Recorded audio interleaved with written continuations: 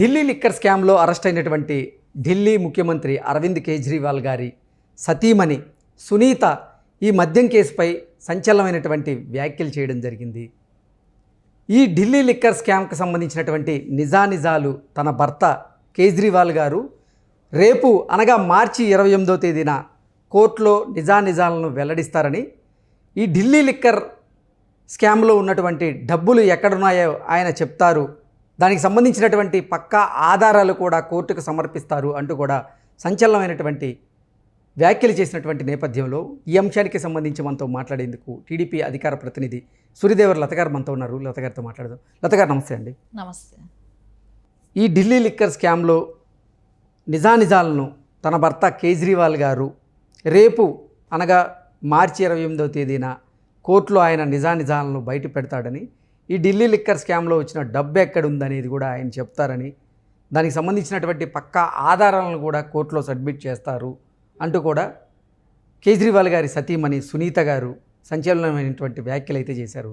ఏంటి మేడం ఈ వ్యాఖ్యలను ఎలా చూడొచ్చు మనం? సునీత గారు అనుకోవచ్చు, ఎవరు వాళ్ళకి గొప్పగానే కనపడతారు.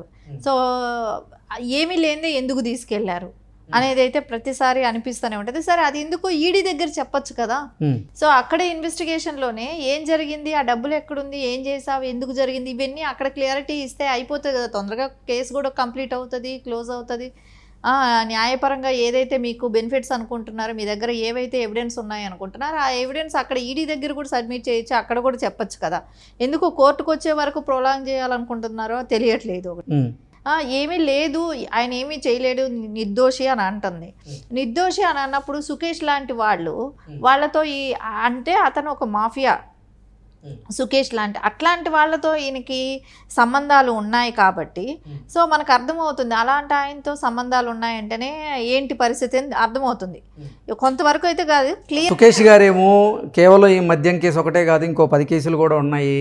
అదే ఆ 10 కేసుల్లో కూడా కేజ్రీవాల్ గారి పేరు వినపడబోతోంది అంటూ కూడా ఆయన కొన్ని లెటర్స్ రాస్తున్నారు, ఆయన కొన్ని వ్యాఖ్యలు చేస్తున్నారు. ఆయన సంచలనంగా ఒక లెటర్ రాశాడు కదా, ఇది ఒకటే కాదు ఇంకా 10 కేసులు ఉన్నాయి, ఇవి ఒక్కోటి బయట వస్తాయి, కవితక్క నువ్వు అప్రూవల్గా మారిపో, ఆయనది ఒక్క కేసు కదా ఇంకో 10 కేసులు కూడా బయట వస్తాయి అనేది సుకేష్ చెప్పాడు. సో ఇద్దరిని కూడా స్వాగతం అని చెప్పాడు. అంటే మీ ఇద్దరి మీద ఉన్న కేసులు ఎలాంటివి అనేది స్ట్రాంగ్ అనేది వాళ్ళకి తెలుస్తూనే ఉంది, సుకేష్ చెప్తూనే ఉన్నాడు. సో ఆయనకి ముందే తెలుస్తుంది కాబట్టి మీకు స్వాగతం పలుకుతున్నాడు. అదే తిహార్ క్లబ్ అలా అన్న విధంగానే కవిత గారు జైలుకి కూడా వెళ్ళిపోయారు. సో ఇప్పుడు ఈయన కూడా నెక్స్ట్ అదే అవుతుంది, ఎందుకంటే ఇది ఒక్కటి కాదు ఇంకా 10 కేసులు ఉన్నాయి అనేది చెప్తున్నారు. సో ఇవన్నీ సరే, దీనిలోనే కూడా క్లారిఫై చేసుకోవాల్సింది. ఇప్పుడు ఈడీ దగ్గర ఇవ్వచ్చు కదా సాక్ష్యాలు. ఇప్పుడు ఈడీ క్వశ్చన్ చేసేది వాళ్ళ కస్టడీలో ఉంచుకుంది ఎందుకు, ఏమి సాక్ష్యం? అంటే ఈడీ మీద నమ్మకం లేదేమో. సరే, ఈడీ దగ్గర ఏమి ఇస్తారో అదే కోర్టులో వచ్చి చెప్పు. సో నువ్వు తర్వాతైనా ఈడీ దగ్గర నుంచి వచ్చిన తర్వాత నువ్వైనా కోర్టులోనేగా చెప్తావు. సో ఈడీ దగ్గర చెప్పచ్చు కదా.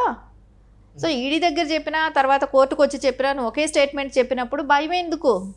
సో నీ దగ్గర ఏవైతే కరెక్ట్గా ఉన్నాయి అనుకుంటున్నారో అది చెప్పడానికి అవకాశం ఉంది కదా. సో అవకాశం ఉన్నా ఎందుకు చెప్పట్లేదు? ఆ డబ్బులు ఎక్కడున్నాయో అని చెప్తున్నారంటే ఆ డబ్బులు మీరు తీసి దాచారా? ఇన్ని రోజులు ఏమైనా పార్టీ ఫండ్ కోసం ఏమైనా అట్టు పెట్టుకొని ఉన్నారా? మీ దగ్గరే ఉందా? అలాంటివన్నీ బయట వస్తాయి కదా. సో ఈ డబ్బులన్నీ ఇన్ని రోజులు ఎక్కడ దాచారు? సో ఈ అక్రమం సొమ్ము అని తెలుసు కదా, మీరు ఎందుకు ఉంచుకున్నారు? ఇవన్నీ కూడా చెప్పాల్సిన సమాధానం అయితే ఉంటుంది కదా. ఖచ్చితంగా దీనిలో అయితే కేజ్రీవాల్ గారికి సమాధానం దొరకకనే ఆయన ఈడీ దగ్గర ఇంకా ప్రొలాంగ్ అవుతుంది, ఇంకా కస్టడీలో ఉన్నాడు, రేపు వచ్చి కోర్టులో చెప్తాడు అని అంటున్నారు. చూడాలి కోర్టులో వచ్చి డిఫరెంట్గా ఏం చెప్తాడు, ఈడీ దగ్గర చెప్పని విషయాలు ఏం చెప్తారు అనేది చూడాలి. ఇంకోటి కవిత గారిని కూడా నిన్న తను జైలుకి వెళ్ళారు. సో ఈ వాయిదా తర్వాత కేజ్రీవాల్ గారు కూడా ఈ రేపు కోర్టుకి అటెండ్ అయిన తర్వాత కూడా ఆయనకు కూడా ఈడీ కస్టడీకి ఇస్తారో లేకుంటే ఆయన కూడా జైలుకి పంపుతుందో కూడా ఉంటుంది, మనం చూడాల్సి వస్తుంది. ఎందుకంటే ఖచ్చితంగా ఆయన ఏమి ఇప్పుడు బెయిల్ ఇచ్చి ఇప్పుడు సీఎం అయినంత మాత్రాన్ని పంపించే అవకాశాలు లేదు. ఎందుకంటే మనం గతంలో జయలలిత గారిని కూడా చూసాం, సీఎంగా ఉన్న ఆ తర్వాత వాళ్ళు కూడా ఇంట్రాగేట్ జరిగినా కంపల్సరీ జైలుకి కూడా వెళ్ళిపోయారు. మళ్ళీ ఆపద్ధర్మ సీఎం వేరే వాళ్ళని ఉంచారు కానీ సో జైలుకైనా కూడా వెళ్ళాల్సి వస్తుంది. ప్రస్తుతం ఈ ఢిల్లీ మద్యం కేసులో ఆరోపణలు ఎదుర్కొంటున్నటువంటి అరవింద్ కేజ్రీవాల్ గారు ఈడీ విచారణలో ఉన్నారు. రేపు ఆయన రౌజ్ అవెన్యూ కోర్టుకు వెళ్ళేటువంటి అవకాశం అయితే ఉంటుంది. అక్కడ ఆ కోర్టులో ఈ ఢిల్లీ మద్యానికి సంబంధించినటువంటి నిజానిజాలను బయట పెట్టబోతున్నారు. ఈ ఢిల్లీ మద్యంలో డబ్బులు ఎక్కడున్నాయో చెప్పబోతున్నారు. దీనికి సంబంధించినటువంటి సంచలనమైనటువంటి ఆధారాలను కూడా కోర్టుకు సమర్పించబోతున్నారు అంటూ కూడా సునీత గారు ఒక వీడియో చేసి ప్రెస్కి ఇవ్వడం జరిగింది. ఏంటి నిజంగా రేపు కేజ్రీవాల్ గారు కోర్టులో ఈ మద్యం కేసుకు సంబంధించినటువంటి నిజానిజాలను బయట పెట్టబోతున్నారా? ఆ డబ్బులు ఎక్కడున్నాయో చెప్పబోతున్నారా? సంచలనమైనటువంటి ఆధారాలను కోర్టుకు సబ్మిట్ చేయబోతున్నారా అంటే ఏం చెప్తారు? ఖచ్చితంగా ఆధారాలంటే ఈడీకి కూడా చెప్పాల్సిన అవసరం వాళ్ళకు ఉంటుంది. ఎందుకంటే వాళ్ళకి కావాల్సిన ఇన్వెస్టిగేషన్లో వాళ్ళకి కావాల్సిన ఆధారాలు వాళ్ళు అడిగినప్పుడు కంపల్సరీ కేజ్రీవాల్ గారు అక్కడ రెస్పాండ్ అవ్వాల్సిన అవసరం ఉంటుంది. ఎందుకు కోర్టులోనే చెప్తాను అని అనటం అంటే ఒక సీఎం హోదాలో ఉన్నాను నేను కోర్టుకు తప్ప ఈడీకి సమాధానం చెప్పాల్సిన అవసరం లేదని అనుకుంటున్నారో ఏమిటో తెలియట్లేదు. కానీ ఖచ్చితంగా అయితే ఈడీ దగ్గర కూడా వాళ్ళకి అంటే వాళ్ళు ఇప్పుడు చెప్పకపోయారనుకోండి మళ్ళీ వాళ్ళు కస్టడీకి అడుగుతారు, మళ్ళీ ఈడీ తీసుకుంటుంది.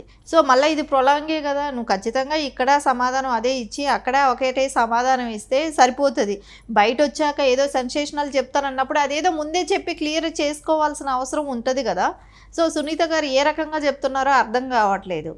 అంటే ఇన్ని రోజులు సస్పెన్స్ తర్వాత బయట పెడతారా ఏం విషయం అనేది మనం ఖచ్చితంగా ఆలోచించాల్సిన విషయం కూడా కనపట్టలేదు. ఎందుకంటే ఎందుకు చెప్పట్లేదు? అదేదో ముందే రివీల్ చేసి ఉండొచ్చు కదా. ఇదేమన్నా సస్పెన్స్ సీరియలా సినిమానా? ఇది తర్వాత సస్పెన్షన్ లాగా ఏది మళ్ళేదో వస్తుందని వెయిట్ చేయటమా? ఏం జరిగిందనేది పబ్లిక్కి తెలియాల్సిన అవసరం ఉంది. వాళ్ళు చెప్పాల్సిన రెస్పాన్సిబిలిటీ ఉంది. నువ్వు ఈడీ దగ్గర చెప్పినా తర్వాత వచ్చి కోర్టులో అదే స్టేట్మెంట్ ఇవ్వచ్చు, అదే చెప్పచ్చు. ఈడీ అనే అదే రికార్డ్ చేస్తుంది. ఎందుకంటే ఎవిడెన్స్ రికార్డ్ అనేది కంపల్సరీ వాళ్ళ వాయిస్తోనే రికార్డ్ అయ్యి ఉంటుంది. అది ఖచ్చితంగా మళ్ళీ కోర్టులో సబ్మిట్ చేస్తారు కదా. అట్లాంటప్పుడు ఎక్కడ మార్పు అనేది ఉంటుంది చెప్పండి? ఒకవేళ ఇన్వెస్టిగేషన్ చేసిన తర్వాత వాళ్ళు రాసుకుంటారు కదా, రాసుకున్న తర్వాత ఇలా సంతకం పెట్టించుకుంటారు కదా. వీళ్ళు ఏదైతే చెప్పారనేది దాని కిందేగా వీళ్ళు సంతకం పెడతారు. కేజ్రీవాల్ గారైనా ఎందుకు ఎవిడెన్స్ మారిపోతాయి? మీరు ఖచ్చితంగా మళ్ళీ వచ్చి అక్కడ కోర్టులో చెప్పచ్చు కదా అదే విషయాలు. అలా ఎందుకు చెప్పట్లేదు? ఎందుకు ఇదేమైనా సీరియల్ సస్పెన్స్ లాగా రేపు సినిమా చూడండి, మళ్ళీ ఎల్లుండి ఇంకొక సస్పెన్స్ ఉంటుంది, ఇంకొక భాగం సీరియల్ చూడండి అన్న రకంగా ఉంది. కానీ ఇది ఎక్కడ ప్రజలకి వాళ్ళ ఉద్దేశాలు ఏంటి? ఇది ముందే ఎందుకు చెప్పకపోయారు? ఇప్పుడే చెప్తే వచ్చిన నష్టం ఏంటి? అసలు ఢిల్లీ మద్యం కేసులో ఏం జరిగిందనేది నిక్కచ్చిగా నిజాయితీగా ఆయన నిజానిజాలను బయటపెట్టే ఆ పరిస్థితి రేపు ఉండబోతుందా కోర్టులో? కేజ్రీవాల్ గారు నిజాలే చెప్పబోతున్నారా అంటే ఏం చెప్తారు? సునీత గారేమో నిజాలు చెప్తారు, రేపు చెప్తారు. డబ్బులు ఎక్కడుందో చెప్తారు, ఏం చేశారని చెప్తారని చెప్పలేదు. కానీ డబ్బులు ఎక్కడో ఉన్నాయన్నట్టే చెప్తున్నారు. సో ఎక్కడో వాళ్ళు డంప్ చేసి పెట్టినట్టే చెప్తున్నారు. ఆవిడ చెప్పిన విధానం చూస్తే దేనికి వాడారనేది చెప్తాననేది కూడా చెప్పలేదు. డబ్బులు ఉన్న ప్లేస్ చెప్తాము అన్నారు. సో ఆ డబ్బులు ఎక్కడున్నాయి ఇవన్నీ ఎందుకు ఇప్పుడు ముందే ఎందుకు చెప్పట్లేదు? ముందే చెప్తే అయిపోయేదానికి ఎందుకు ఇంత ప్రొలాంగ్ చేస్తున్నారు?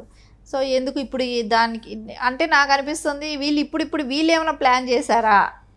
ఇప్పుడు మనం ఆలోచించే కొందికి వీళ్ళు ఎందుకు ఇంత టైం తీసుకొని ఇప్పుడు మాట్లాడాల్సి వస్తుంది?